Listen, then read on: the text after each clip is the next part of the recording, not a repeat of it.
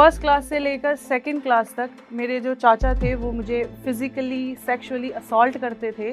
उनका private parts पे मार के जाना ये नॉर्मल था। मैं मना भी करती थी अपनी मदर को कि मुझे नहीं जाना है पढ़ने के लिए, बट मेरी मदर को लगता था कि शायद मैं पढ़ने के बहाने से नहीं जाना चाहती हूँ। एक बार का इंसिडेंट ऐसा है कि मैंने उससे कहा कि मुझे तेरे साथ नहीं रहना, और वो इतना गुस्से में आया, उसने मेरा बाल पकड़े और मेरा सर डैशबोर्ड पे। हेलो गाइस, मेरा नाम आयुषी शर्मा है और मैं गुड़गांव से हूँ और मैं एक कंटेंट क्रिएटर हूँ। और मेरी कंटेंट क्रिएटर बनने की जो जर्नी है वो बिल्कुल भी इजी नहीं रही है। वो बहुत ज़्यादा अप्स एंड डाउन से भरी हुई है। और इसकी शुरुआत होती है वहाँ से जहाँ पे मैं एक छोटी बच्ची हुआ करती थी। मैं पैदा हुई थी झुंझुनू में, जो कि है राजस्थान में। बहुत छोटा सा गाँव है। यहाँ पे मेरा फैमिली बैकग्राउंड ऐसा था जहाँ पे औरतों को ट्रेन किया जाता था अपनी चीज़ें, अपने इमोशंस छुपाने के लिए, कोई भी चीज़ें ना बताने के लिए, मारना पीटना जहाँ पे नॉर्मल है। तो मैं एक ऐसे परिवार से थी। मेरे फादर साहब जो थे वो मुंबई में थे और ट्रक ड्राइवर हैं वो। तो शुरुआत करते हैं वहाँ से जब मैं फर्स्ट क्लास में थी, जहाँ से मुझे याद है। फर्स्ट क्लास से लेकर सेकंड क्लास तक मेरे जो चाचा थे वो मुझे फिज़िकली सेक्सुअली असॉल्ट करते थे। मुझे पढ़ाने के बहाने मुझे भेजा जाता था उनके पास, और मैं मना भी करती थी अपनी मदर को कि मुझे नहीं जाना है पढ़ने के लिए, बट मेरी मदर को लगता था कि शायद मैं पढ़ने के बहाने से नहीं जाना चाहती हूँ। बट उनको नहीं पता था कि जो मेरे साथ होता है शायद मैं उन्हें बता भी नहीं पाती कि मेरे साथ क्या होता है। मुझे खुद को भी नहीं पता चलता था कि मेरे साथ होता भी क्या ही है। फिर जब मैं पढ़ने जाती थी तो जो मेरे चाचा थे वो मेरे भाई को भेज दिया करते थे टॉफ़ी लाने के लिए, और मैं कहती थी मुझे भी साथ में ही जाना है उसके, बट वो मुझे रोक दिया करते थे। तो मुझे वहीं उनके साथ रहना पड़ता था, और वो जो कुछ भी मेरे साथ होता था फिर वो फेस करना पड़ता था। उनका इधर-उधर हाथ लगाना, तो वो सब कुछ था। फिर एक टाइम आया कि जब हमें शिफ्ट होना था, जब मैं थर्ड क्लास में थी, तो मेरी मदर और हम लोग शिफ्ट हुए बीकानेर में। तब हम बीकानेर में आए तो मुझे लगा कि चलो इस चीज़ से तो थोड़ा-सा मैं दूर हो चुकी हूँ। अब मैं उस समय बहुत ज़्यादा खुश थी कि ये सब चीज़ें मुझे और फेस नहीं करनी पड़ेगी। फिर हम बीकानेर शिफ्ट हुए जहाँ पे मेरी मदर जो थी वो मेरी चाची के अंडर काम करती थी। ₹500 महीने का मेरी मदर को मिलता था, जिसके अंदर से मेरी मदर को मुझे और मेरे भाई की पढ़ाई, खाना-पीना, कपड़े सब देखना होता था। एक्स्ट्रा इनकम के लिए मेरी मदर जो थी वो हॉस्टल के अंदर वॉशरूम साफ़ किया करती थी लड़कियों के, ताकि एक्स्ट्रा इनकम हो जाए। फिर ऐसे करते-करते बीकानेर के अंदर जब मैं स्कूल जाती थी, तब रोड पे जाते वक़्त लोग छेड़ते थे। उनका प्राइवेट पार्ट्स पे मार के जाना ये नॉर्मल था उन लोगों के लिए, बट मेरे लिए नहीं था। मुझे बिल्कुल अच्छा नहीं लगता था, और बीच में ऐसा टाइम आया जब मैंने स्कूल जाना ही छोड़ दिया। फिर मुझे थोड़ा-सा फ़ोर्स किया गया, मेरे भाई ने मुझे फ़ोर्स किया और वो मेरे साथ जाने लगा, और ये सब कुछ चलता रहा। और ऐसे करते-करते मैंने अपनी 12th पास कर ली।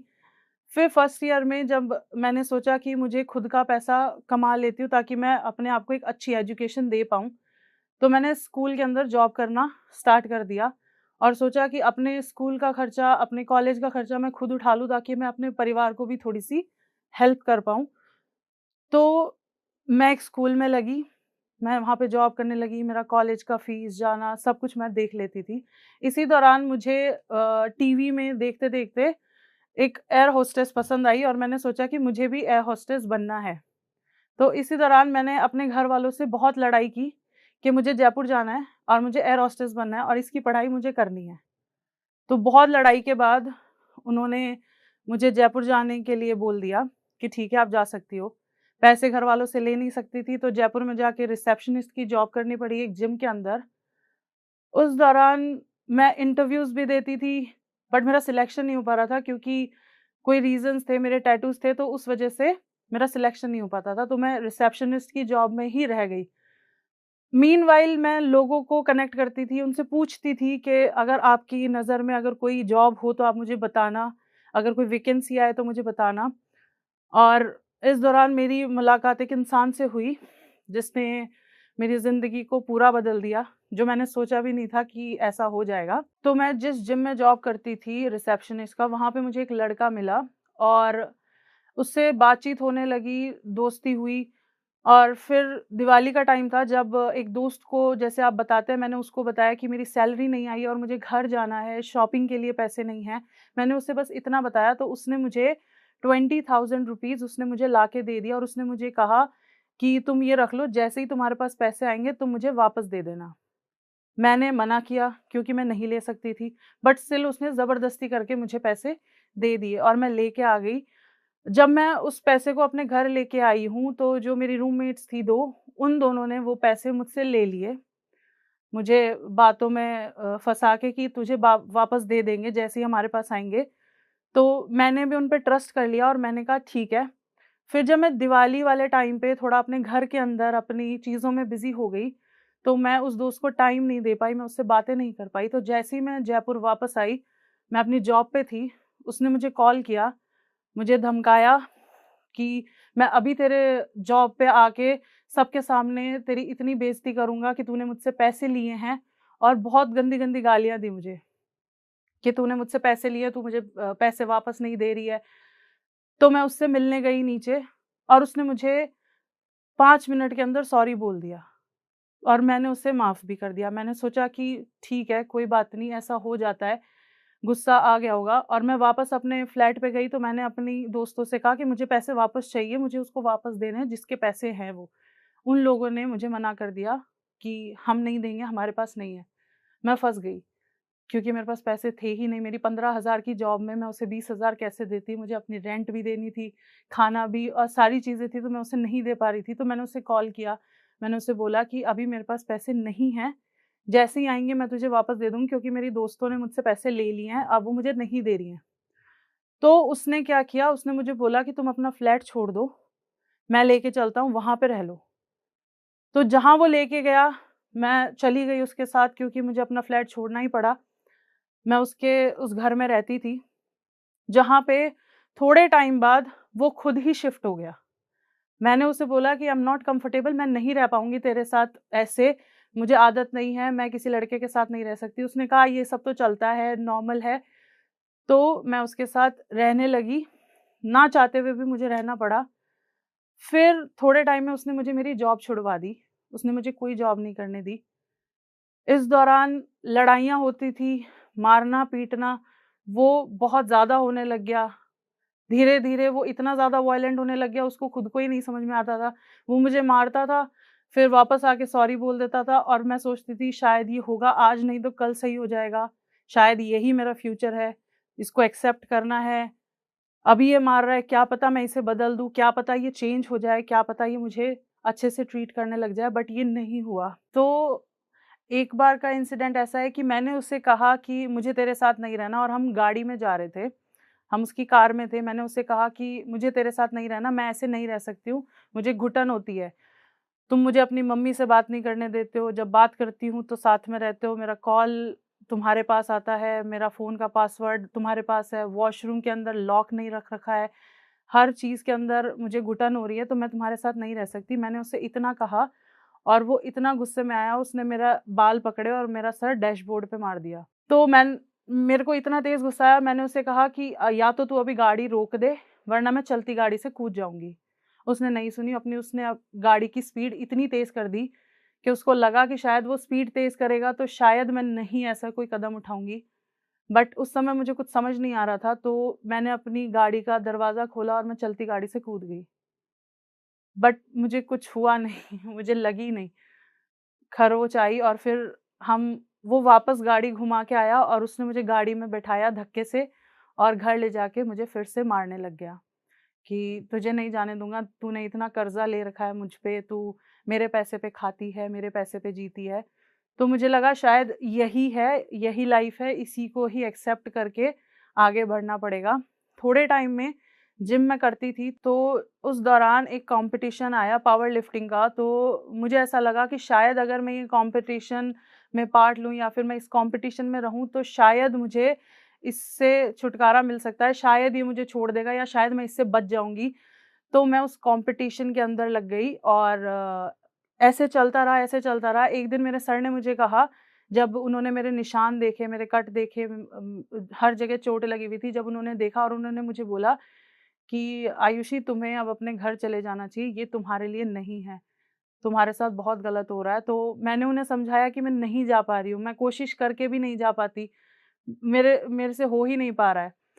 तो उन्होंने मुझे बोला कि बट तुम्हें ये करना पड़ेगा तुम्हारे खुद के लिए।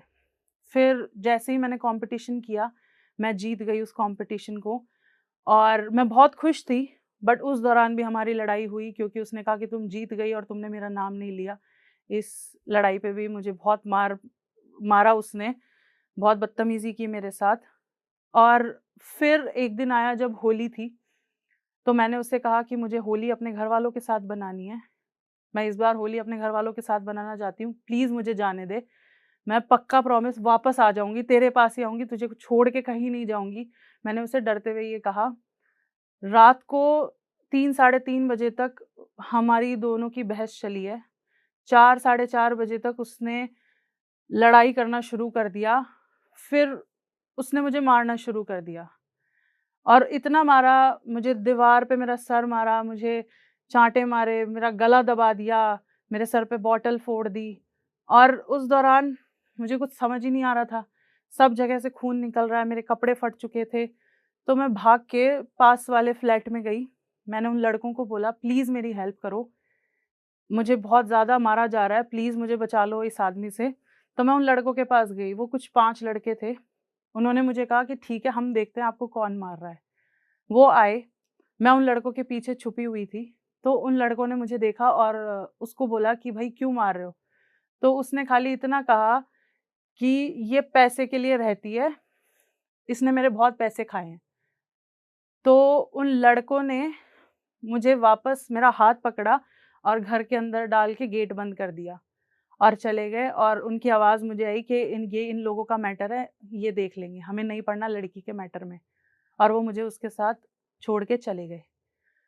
फिर मुझे कुछ समझ नहीं आया कि अब मैं क्या करूँ। तो फिर मैंने अपने फैमिली मेंबर को फ़ोन किया और मैंने उनको कहा कि प्लीज़ मुझे आओ, मुझे यहाँ से लेके जाओ। वो आए, वो बात करते इतने में मैंने अपना सामान उठाया और मैं वहाँ से भाग गई। मैं सीधा बीकानेर आ गई और मैंने अपने घरवालों को कहा कि मेरी वहाँ पे किसी से लड़ाई हो गई, हाथापाई हो गई और मैं आ गई हूँ, मैं आपके पास ही रहूँगी, मैं कहीं नहीं जाऊँगी। मैंने अपने 4 कपड़े लिए और मैं अपने घर पे थी। और मैं बहुत सेफ़ फ़ील कर रही थी, क्योंकि मुझे अपना घर दिख रहा था, अपना परिवार दिख रहा था, बीकानेर जहाँ पे मैं बड़ी हुई हूँ, वो दिख रहा था। तो मैं बहुत कंफ़र्टेबल होने लगी। इस दौरान कोरोना का टाइम था और वो दोबारा मेरी लाइफ में आ गया। वो बीकानेर ही आ गया और उसने मुझे परेशान करना चालू कर दिया। उसने मुझे कहा कि अगर तू बाहर नहीं आएगी तो मैं तेरे घर में आ जाऊँगा। मैं और डर गई, मैं उससे मिलने गई। मैंने सुसाइड करने का दोबारा सोच लिया, क्योंकि मैं परेशान हो चुकी थी और मेरे को ये था कि अब ये बीकानेर के अंदर है, अब मेरे घरवालों की इज़्ज़त और चली जाएगी अगर ये यहाँ पे कुछ हुआ तो। तो मैं सुसाइड करने के लिए कूदने निकल पड़ी थी और मैं कूदने वाली थी और जैसे ही मैंने अपनी आँखें बंद की, मुझे खाली 2 फेस दिखाई दिए, एक मेरी माँ का था और मेरे भाई का था। और मेरे भाई का, जिसने मुझे ये कहा था कि हम परिवार हैं, कुछ भी होगा हम देख लेंगे, तो टेंशन मत ले, तुझे बहुत सारी प्रॉब्लम से जा रही है बट कोई बात नहीं, हम सब देख लेंगे।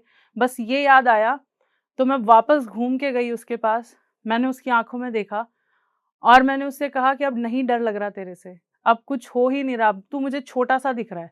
मुझे ऐसा लग रहा है कि अब तू मेरा कुछ भी नहीं कर सकता। मेरा घर वहाँ पे है, अगर तुझ में है हिम्मत तो तू जा सकता है। मैं तेरे से नहीं डरने वाली। ऐसा किया और वो अपनी गाड़ी में बैठा और वो वापस चला गया। उस दौरान कुछ भी नहीं था, ना वो कॉल करता था, ना वो मुझे परेशान करता था, क्योंकि उसे पता चल गया था कि अब मैं नहीं डर रही हूँ उससे। फिर कोरोना चल रहा था, कुछ काम था नहीं, मेरे पास जॉब नहीं थी, तो मैंने इंस्टाग्राम पे देखा लोग रील्स बना रहे थे। मैंने भी अपनी मदर के साथ कंटेंट बनाना शुरू कर दिया। मैं अपनी मदर के साथ कंटेंट बनाती थी। फिर धीरे-धीरे करते-करते मुझे फ़ेम मिलने लगा। मेरे 50,000 फॉलोवर्स हुए और फिर कोरोना भी हट चुका था। तो मैंने अपनी मदर को बोला कि मैंने कहा आप चल रही हैं मेरे साथ गुड़गाँव? तो उन्होंने कहा कि बेटी पे बोझ तो नहीं बना जाएगा। मैंने कहा आप मेरा ध्यान रखना, मैं आपका ध्यान रखूँगी, और वो तैयार हो गई और मुझे इस चीज़ की ज़्यादा खुशी थी कि मैं भी उनको उस सिचुएशन से बाहर निकाल पा रही हूँ जिससे वो भी 25 सालों से सहन करती आ रही है। उन्होंने भी अपनी ज़िंदगी में कुछ नहीं देखा था, तो मैं भी उनके लिए कुछ अच्छा करना चाहती थी। तो मैंने अपने पूरे घर से लड़ाई की। इस दौरान मेरा भाई था जो मेरे साथ था। पूरा घर मेरे खिलाफ हो चुका था। उन्हें लग रहा था कि क्योंकि मैं एक जॉइंट फैमिली से थी, पूरा घर मेरे खिलाफ था, क्योंकि औरतों को ऐसा करना अलाउड था ही नहीं। जो मैं कर रही थी वो तो बिल्कुल भी अलाउड नहीं था, तो उन लोगों को नहीं समझ में आया। उन्होंने बहुत कोशिश की कि वो मुझे और मेरी मदर को रोक ले, बट वो नहीं हो पाया। तो मैंने अपनी मदर को लिया और हम गुड़गांव चले गए। मैंने जॉब ढूँढी। जॉब के साथ-साथ मैं अपनी मदर के साथ कंटेंट बनाती थी। डेली बेसिस पे हम कंटेंट बनाते थे। ऐसे करते-करते, थोड़ी स्ट्रगल फेस करते-करते आज मैं सक्सेसफुल इन्फ्लुएंसर हूँ, कंटेंट क्रिएटर हूँ। आज मेरे पास 6,20,000 फॉलोवर्स इंस्टाग्राम पे है और 5 लाख फॉलोवर्स फेसबुक पे हैं। और आज मैं इतना अर्न कर पाती हूँ कि मैं अपनी और अपनी मदर की सारी ख्वाहिशें पूरी करने के लिए काबिलियत रखती हूँ। और जो लोग मेरे अगेंस्ट थे, उन लोगों के लिए भी ये बहुत बड़ी बात है कि मैं इतना अर्न कर पाती हूँ कि मैं सेल्फ इंडिपेंडेंट हूँ। मैं सारी चीज़ें कर सकती हूँ खुद से, मेरे मेरे साथ-साथ मेरी मदर की भी। और आज मैं इस लाइफ़ के अंदर बहुत ज़्यादा खुश हूँ, क्योंकि मेरे पास इतने प्यारे दोस्त हैं जो एक कॉल पे मेरे पास होते हैं। एक इतना प्यारा रिश्ता है जिसने मुझे ये दिखाया कि औरतों को खाली मारा ही नहीं जाता, उनसे प्यार से भी बात की जाती है। चाहे आप कितने भी गुस्से में हो, आपकी आवाज़ भी ऊँची नहीं होती है। बस मैं आप लोगों से यही कहना चाहती हूँ, वक़्त है और वक़्त की ख़ासियत है कि ये बदल ही जाता है। बस प्रोसेस में बने रहो। अगर आप आज कोई प्रॉब्लम फेस कर रहे हैं, तो ऐसा नहीं है कि आप आगे भी वही करेंगे। अगर आप गिरते हैं, तो दोबारा खड़े होइए, दोबारा लड़िए, सारी प्रॉब्लम्स फेस कीजिए और आगे बढ़िए। Thank you so much.